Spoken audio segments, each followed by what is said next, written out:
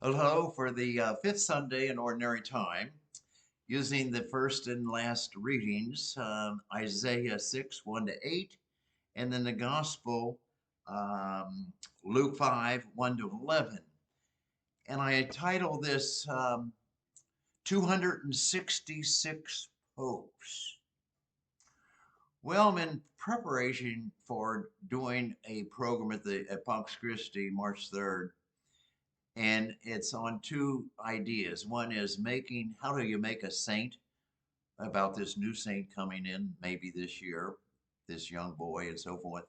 I think that's sort of interesting. And then with the movie The Conclave, I've been talking and how to make a pope, because that's what that movie's all about. And so today's reading, I thought of leadership in the church. We have a history of 266 popes, and Francis is the 266th. I don't know how long he's going to be around. And as far as the reading, especially, it's a leadership with Isaiah and how he was chosen to be a prophet. And in the gospel, it's Jesus choosing all these apostles and this miraculous miracle of the multiplication of the loaves. And Peter sort of is the center of that. And of course, as you know, he was the first of the 266 popes. And what is interesting to me is how Jesus calls sinful people, simple people, and people that you just don't expect, like Peter and like Isaiah.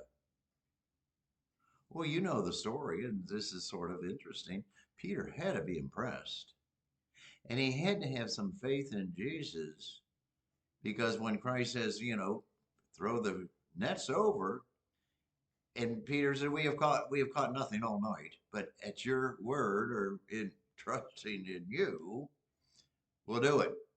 And they do it, they get this miraculous catch. And this same Peter, like the other 11 apostles or so, yeah, they're simple men. They're not stupid, but they're simple men. They're hardworking men. And they become leaders in the world church. And we have had 266 of those leaders as Pope. Hmm. And how do you go into making a Pope? So, well, that's my talk. But as far as thinking of here in today's reading, God calls Isaiah.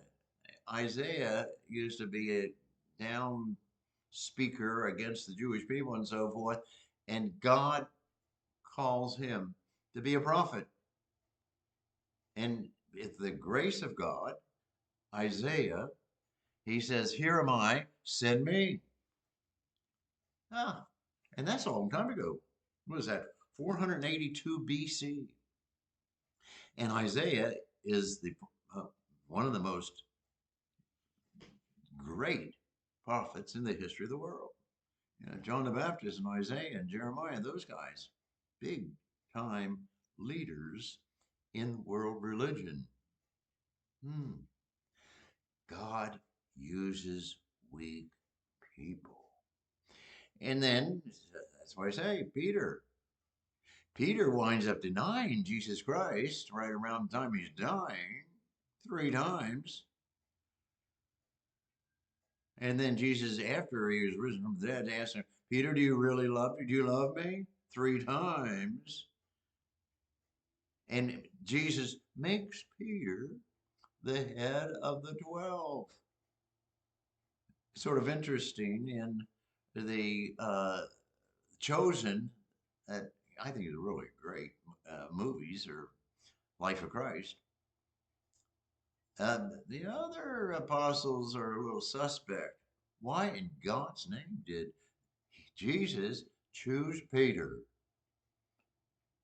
And seemingly some of them had problems with that. God, Jesus calls whomever he wants God can help out whomever he wants, but it seems as though he calls regular people, not stupid people, but regular people, and works with them. So I just find it interesting to think of these or look at these. So I got a big long list of 266 popes in the history of the Roman Catholic Church. And I just took and I looked at some of the stuff, and here's sort of interesting. Um, 6 of the popes didn't even live in Rome. They lived in France, Avignon, from 1314 to 1370.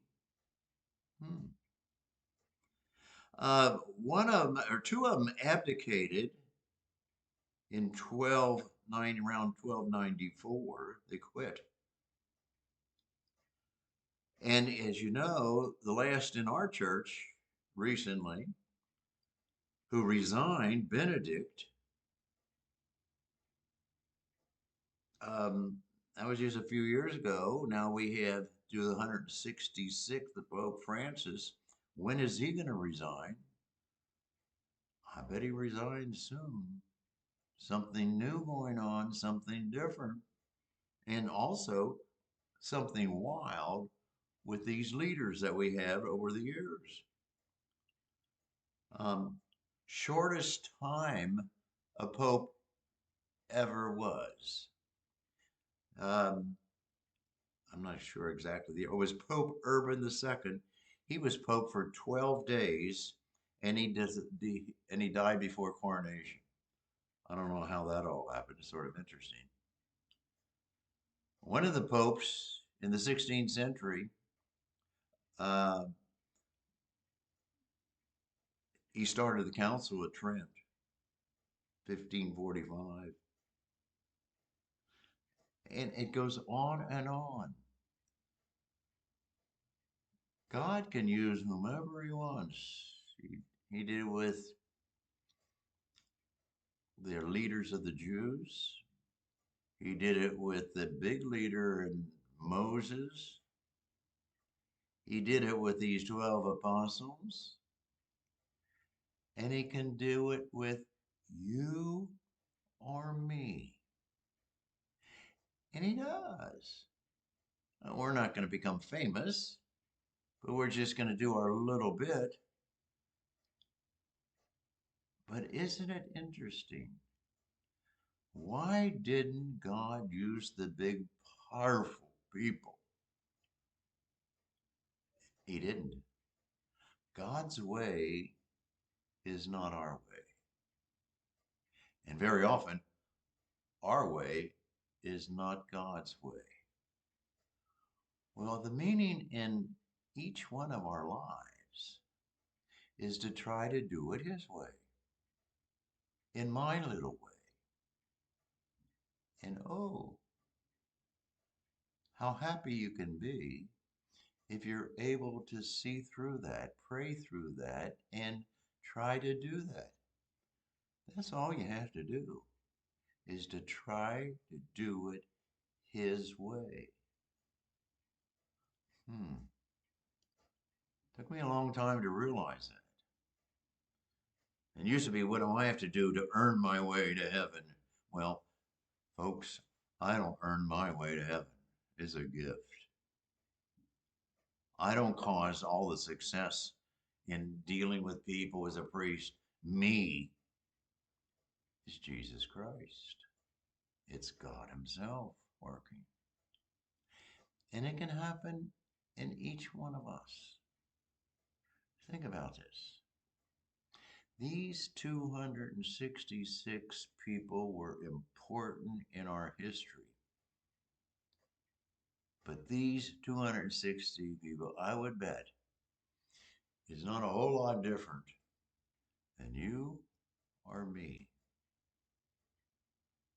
God's way or God's ways, not our ways.